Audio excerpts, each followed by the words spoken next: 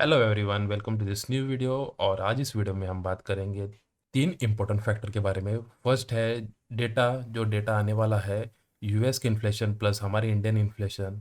उसके बाद हम बात करेंगे चार्ट एनालिसिस और इस वीक में क्या हो सकता है उसको हम एनालिसिस के द्वारा देखने का ट्राई करेंगे। थर्ड है जो एक्सटर्नल फैक्टर था, आज न्यूज़ में आया था, उसके कारण भी अगर मार्केट बुलिश होने का कारण एक हो सकता है, वो भी हम लास्ट में देखेंगे। सो फर्स्ट जो आज है वो है हमारा सीपीआई इंडेक्स, जो है कंज्यूमर प्राइस इंडेक्स। अगर ये और जो फर्स्ट आ रहा है वो 8 बजे आ रहा है आज 13 मई को सीपीआई इंडेक्स। अगर सीपीआई इंडेक्स का फोरकास्ट जो है वो 4.80 आ रहा है, ये अगर 4.85 या फिर 4.90 या फिर 5 आता है तो हमें अच्छा खासा मार्केट में बुलिश इसको मानते हैं, अच्छा मानते हैं। फोरकास्ट 4.80 है, अगर इसका लो आया, इससे लो आया तो फिर प्राइस में थोड़ा सा दिक्कत कर सकता है। आई मीन मार्केट में थोड़ा सा फिर से सेलिंग प्रेशर में मेंटेन होते हुए देखने को मिल सकता है। उसके बाद एक और आ रहा है वो है इन्फ्लेशन का एक्सपेक्टेशन मिलेगा हमें उसके बाद 11 बजे हमें देखने मिलेगा फेड का इन्फ्लेशन एक्सपेक्टेशन। और अगर एक्सपेक्टेशन जैसे फोरकास्ट करेंगे वो, अगर वो फोरकास्ट में भी मोर देन 3% आता है, जो प्रीवियस 3% था, फोरकास्ट अगर 3% से ज़्यादा आता है तो फिर मार्केट जो है डॉलर इंडेक्स जो फोरेक्स में काम करता है उसको पता ही रहेगा, डीएक्स इंडेक्स बहुत इंपॉर्टेंट है, तो हमें वहाँ पे स्पाइक्स लगते हुए देखने देखने मिल सकते हैं। उसके बाद आता है 14 मई। 14 मई में आ रहा है हमारा इन्फ्लेशन डेटा। और इन्फ्लेशन डेटा भी अगर फोरकास्ट नहीं है लेकिन जो प्रीवियस में था वो है 0.53, और अगर इन्फ्लेशन हमारा कम है, कम से कम या फिर 0.53 से कम आता है, वो है वेल एंड गुड रहेगा। और अगर हम 15 मई में जा रहे हैं, 15 मई में एक है कोर सीपीआई, जैसे हमारा सीपीआई का डेटा आ रहा है उनका सीपीआई का डेटा आ रहा है, ये मंथ ऑन मंथ आएगा। उसके बाद वाई ओ वाई आएगा या फिर Y O Y I mean year on year आएगा। सो ये जो वीक रहेगा फ्रॉम 13 मई टू 16 मई बहुत ही इंपॉर्टेंट रहने वाला है स्टॉक मार्केट के लिए, दोनों साइड के, दोनों कंट्री के लिए, इंडियन मार्केट और यूएस मार्केट के लिए। और यूएस मार्केट में अगर बुलिश रहता है या फिर स्ट्रांग रहता है तो हम इंडियन मार्केट को या फिर निफ्टी 50 और बैंक निफ्टी को अच्छा खासा सपोर्ट मिल सकता है। अगर ये भी अगर हमारा जो जैसे मार्केट गिर रहा था तभी जो अदर कंट्रीज का मार्केट था वो स्टेबल था, अगर उनमें अभी प्रेशर बनना स्टार्ट होता है तो हमारा मार्केट ज़्यादा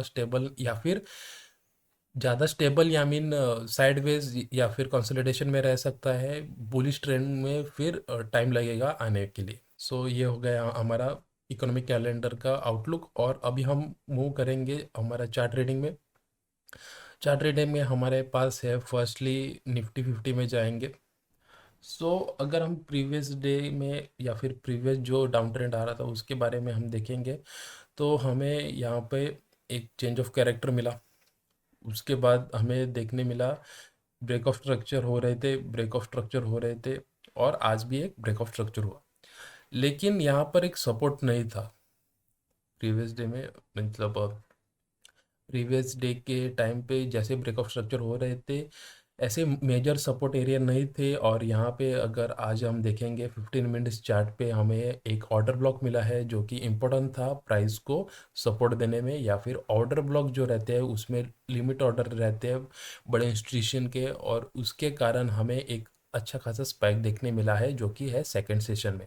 फर्स्ट सेशन में ज़रूरी मार्केट डाउन आया था फ्लैट ओपन होते ही, लेकिन यहाँ पे ऑर्डर ब्लॉक के कारण प्राइस अगर लिक्विडिटी ले लिया था जो कि यहाँ पे पेंडिंग थी, क्योंकि प्रीवियस डे में अगर हम जूम इन करके देखेंगे तो जो हमारा थर्सडे का सेशन एंड हुआ था तो एक एक्सपेक्टेशन था प्राइस हमारा जो ऑर्डर ब्लॉक आ रहा है उसको मीट करे, लेकिन फ्राइडे के दिन क्या हुआ, एक साइडवेज मार्केट रहा, ना ही उसने प्रीवियस डे के लाइक थर्सडे के लो को ब्रिज किया, ना ही हाई के ऊपर जाने का कोशिश किया।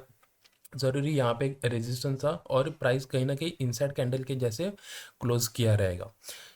जैसे मार्केट अभी मंडे में फ्लैट ओपन होता ही लिक्विडिटी ग्रैब करने के लिए सीधे सीधे अपने ऑर्डर ब्लॉक की तरफ एक प्रेशर बनाता है, वहाँ से एक हमें एक सेकेंड सेशन में अच्छा खासा बाउंस बैक देखने मिला।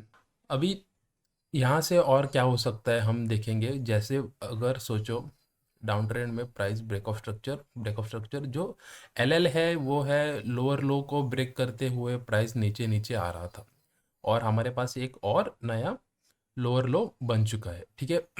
एक हमारे पास और एक फ्रेश एल ओपन हो चुका है। लेकिन यहाँ पे अगर देखेंगे इस मोमेंट में हमारे पास कोई लोअर हाई क्रिएट होते हुए नहीं देखने मिला, क्योंकि प्राइस ने फिलहाल के लिए लोअर लो को ब्रेक नहीं किया है, ठीक है। और वो प्राइस आज कहीं ना कहीं अपने लोअर हाई के आसपास ही क्लोज किया है। कल अगर प्राइस लोअर हाई के ऊपर क्लोज करेगा या फिर ऊपर निकल के और ऊपर जाने की कोशिश करेगा, तो यहाँ पर जो ये लोअर हाई है इसको हम मार्क कर देते हैं, ये बन जाएगा हमारा change of character. Change of character as in जो डाउन ट्रेंड का जो ट्रेंड चलते आ रहा था उसको वो चेंज करेगा। जैसे ही ब्रेकआउट होता है हमें बाय नहीं करना है, या फिर हमें कोई न्यू पोजीशन नहीं बनानी है। इधर डाउन साइड या फिर इधर अपसाइड प्राइस जाए, हमें कोई पोजीशन नहीं बनानी। उसके पीछे का रीज़न है, जैसे प्राइस ऊपर ब्रेकआउट करेगा हमारे पास बहुत सारे रेजिस्टेंस जोन्स निकल के आ रहे हैं या फिर बेरिश फेयर वैल्यू गैप निकल के आ रहे हैं। उससे के वजह से प्राइस या फिर यहाँ पे चॉपी बन सकता है। अगर आप ऑप्शन में ट्रेडिंग करते हो तो प्रीमियम बढ़ने का चांसेस थोड़ा सा कम रहेगा, बढ़ेगा लेकिन एज इन मतलब वीक्स के कारण बढ़ सकता है। लेकिन हमें जैसे यहाँ पे रेजिस्टेंस दिख रहे हैं उसके कारण प्राइस चॉपी बनेगा, क्योंकि थोड़े थोड़े पॉइंट के ऊपर जाने के बाद रिजेक्शन का चांसेस बहुत बढ़ सकता है। तो हमें क्या करना है, जैसे ही यहाँ पे अगर चेंज ऑफ कैरेक्टर बनता है, अगर इसको मैं मार्क करूँ, ओके 15 मिनट्स का चेंज ऑफ कैरेक्टर हमें ऐसा मार्क कर दिया। प्राइस सपोज यहाँ पे अगर गैप अप या फिर वॉट एवर रीज़न की वजह से ऊपर गए यहाँ पे और 15 मिनट्स कैंडल क्लोज किया, जैसे ही क्लोज किया ये बनेगा हमारा जो लोअर हाई है प्रीवियस का, इसको ब्रेक करेंगे तो ये बनेगा हमारा नया चेंज ऑफ कैरेक्टर। और इसके वजह से जैसे ही हमें देखने मिलेगा यहाँ पे अगर कोई सपोर्ट या फिर फेयर वैल्यू गैप पेंडिंग है, जैसे यहाँ पे पेंडिंग है, वैसे ही अगर यहाँ पे आईडियम भी क्रिएट होता है। आईडियम कभी क्रिएट होता है जैसे ही इसने फ्रेश हाई लगाया है, जैसे प्रीवियस डे के क्या, जैसे ही इसने प्रीवियस हायर लो को कट कर दिया या फिर ब्रेकआउट किया और प्राइस सस्टेन किया ऊपर, तो ये बनेगा हमारा आईडियम। तो प्राइस ज़रूरी से यहाँ से आईडियम में लेने के लिए लिक्विडिटी, यहाँ पे जिसने बाय किया इसकी लिक्विडिटी लेने के लिए आएगा ही आएगा, या फिर हमारे पास यहाँ पे एक और फेयर वैल्यू क्रिएट होता हुआ दिखने मिल रहा है, वो फेयर वैल्यू को टैप करते ही प्राइस यहाँ तक वापस आ सकता है। ये रहेगी हमारी कल की स्ट्रेटजी फॉर ट्यूसडे। लेकिन प्राइस कहीं ना कहीं इस वीक में साइडवेज या फिर वॉलीटिलिटी में फंसने के कारण बहुत है, क्योंकि हमने सीपीआई डेटा, इन्फ्लेशन डेटा या फिर डेटा पॉइंट्स रीड किए हैं, उसके कारण प्राइस ऊपर नीचे हो सकता है। क्योंकि हमारे पास अभी न्यूज़ नहीं है कि डेटा क्या आ सकता है, बुलिश या बेरिश को कर सकता है मार्केट में। बैंक निफ्टी में जो 4 आवर्स का ऑर्डर ब्लॉक था, प्राइस ने वहाँ से आज रिजेक्शन लिया है, ठीक से मीडियन से एकदम टिप टॉप, मतलब वीक बनाते ही, मतलब टच करते ही मार्केट ने ट्राई किया है। जैसे ही हमने जैसे ही हमने निफ्टी में देखा था, हमें जैसे ही प्राइस अगर आज के दिन ऊपर क्लोज किया है, लेकिन वहाँ पे ऊपर में अभी भी फेयर वैल्यू एरिया पेंडिंग है वहाँ पे, और एक आईडियम लाइन आ रही है। ये आईडियम लाइन क्या कर सकती है हमें बताता हूँ। 4 आवर्स में अगर हम जाते हैं तो प्राइस ने डाउन ट्रेंड नहीं चालू किया था, ये एक पुल बैक के जैसे देख सकते हैं, क्योंकि जैसे मैंने बोला, जैसे ब्रेक ऑफ स्ट्रक्चर होता है या फिर चेंज ऑफ कैरेक्टर होता है, प्राइस ज़रूर से नीचे आता है हमारे आईडियम के लाइन जैसे, ये आईडियम है 4 आवर्स में। तो आईडियम के बाद हमारे पास एक ही था, वो है order block. Order block pending था, ऑर्डर ब्लॉक को रिटेस्ट किया है मार्केट ने, और आईडियम के बाद अभी प्राइस मेनली यहाँ पे एक फेयर वैल्यू है, उसको हम ड्रॉ करके रखेंगे ताकि हमें शॉर्टर टाइम फ्रेम में डिस्प्ले हो जाए वो। तो 4 आवर्स के बाद हम चलते हैं डायरेक्टली 15 मिनट चार्ट पे। यहाँ पे हमारे पास ये जो है इसको हम मार्क करेंगे as a dot, as a मतलब इंडिकेशन जैसे वो 4 आवर्स में ऑर्डर ब्लॉक को मीट किया है। तो प्राइस अभी यहाँ पर बाई चांस यहाँ पे गैप अप हुआ वापस से, जो कि ये लेवल है हमारा 48,000 राउंड फिगर के ऊपर अगर जाता है तो प्राइस हमें एक वेट करके पुल बैक के लिए ट्रेड करना है। पुल बैक के सिवा ट्रेड मत करो, या अगर करते हो तो आपका जो रिस्क टू रिवॉर्ड है वो बढ़ जाएगा। रिस्क बढ़ सकता है, स्टॉप लॉस बढ़ सकता है। इसके लिए पुल बैक में थोड़ा सा स्टॉप लॉस छोटा करने के लिए हमें पुल बैक या फिर रिवर्सल में ट्रेड करेंगे। अगर 48,000 में ऊपर जाता है तो प्राइस, ये जो हमारा 4 आवर्स का आइडिया है, ऊपर जाएगा। ऊपर जाने के बाद हमें यहाँ पे कोई अगर सपोर्ट दिखता है, वहाँ से हम छोटा सा टारगेट ले सकता है विद शॉर्ट टॉप लॉस, छोटा स्टॉप लॉस। स्टॉप लॉस ज़रूरी है क्योंकि यहाँ पर प्राइस चॉपी जोन में है।